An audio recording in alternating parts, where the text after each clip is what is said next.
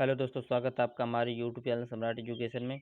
दोस्तों, इस वीडियो में आप लोगों के लिए बीएससी एग्रीकल्चर फर्स्ट ईयर के second semester fundamental of entomology का सेकेंड टॉपिक वीडियो लेकर आया हूं, जिसका सब्जेक्ट कोड है ENTO121। और दोस्तों, फादर ऑफ एंटोमोलॉजी मतलब इसके फादर हैं विलियम किर्बी। और टाइटल ऑफ टॉपिक देखते हैं। Title of topic major point related dominance of insecta in animal kingdom. दोस्तों, टाइटल ऑफ टॉपिक है major point related dominance of insecta in animal kingdom. दोस्तों, इसका मतलब है जंतु जगत वर्गीकरण की कीटों से संबंधित मुख्य बिंदु। जंतु जगत वर्गीकरण की कीटों से संबंधित मुख्य बिंदु, दोस्तों इसका मतलब है। तो चलिए स्टार्ट करते हैं। यदि आप लोगों को इसका PDF चाहिए तो डिस्क्रिप्शन में व्हाट्सएप ग्रुप का लिंक और व्हाट्सएप नंबर दोस्तों यहाँ पे है।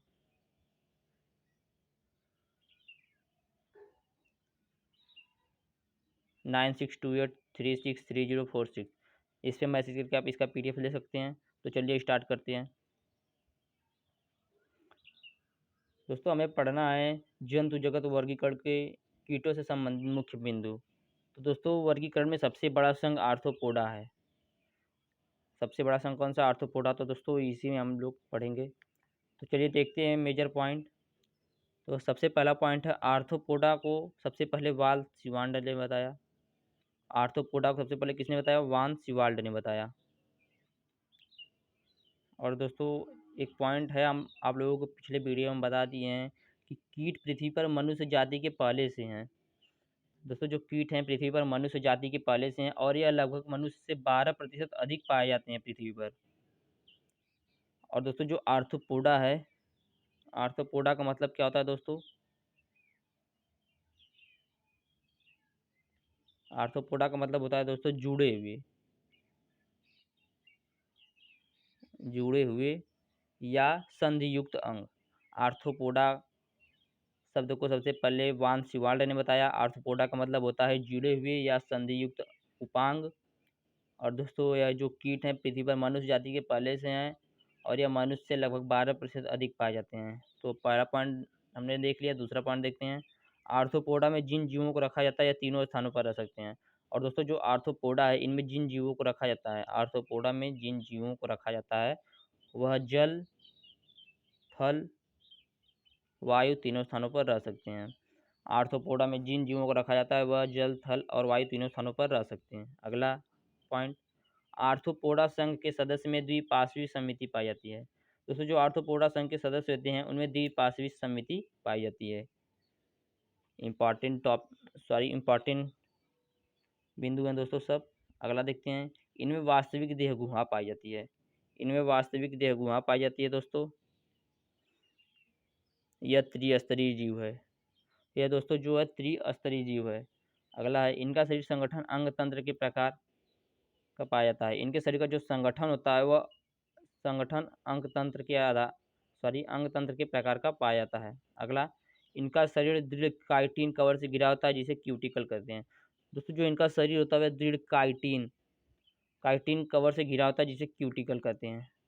इनका शरीर दृढ़ काइटिन कवर से घिरा होता है जिसे क्यूटिकल कहते हैं। अगला पॉइंट, इनमें इनके शरीर को 3 खंडों में विभक्त किया गया है। दोस्तों, जो इनका शरीर है उसको 3 घंटों में विभक्त किया गया है मनुष्य के शरीर की तरह। पहला दोस्तों सिर, दूसरा वक्ष, तीसरा उदर। मनुष्य की शरीर की तरह इनके शरीर को भी 3 खंडों में विभक्त किया गया है। पहला सिर, दूसरा वक्ष, तीसरा उदर। देखते हैं पॉइंट ऑफ। वास्तविक देहगुहा को ड्रूसिलोम कहते हैं दोस्तों। दोस्तों, जो वास्तविक देहगुहा है उसे ड्रूसिलोम कहते हैं। इंपॉर्टेंट है दोस्तों, ड्रूसिलोम कहते हैं उसे। अगला पॉइंट है, रुधिर परिसंचरण तंत्र खुले प्रकार का पाया जाता है। दोस्तों, इनमें जो रुधिर परिसंचरण तंत्र है वह खुले प्रकार का पाया जाता है। रुधिर परिसंचरण तंत्र खुले प्रकार का पाया जाता है। अगला पॉइंट,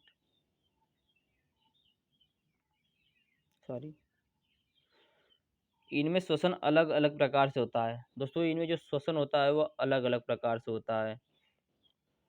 सामान्य शरीर की सतहों से श्वसन होता है, गिल्स से भी श्वसन हो जाता है और ट्रेडिया से भी होता है, बुलक्स फेफड़ों के द्वारा भी श्वसन होता है।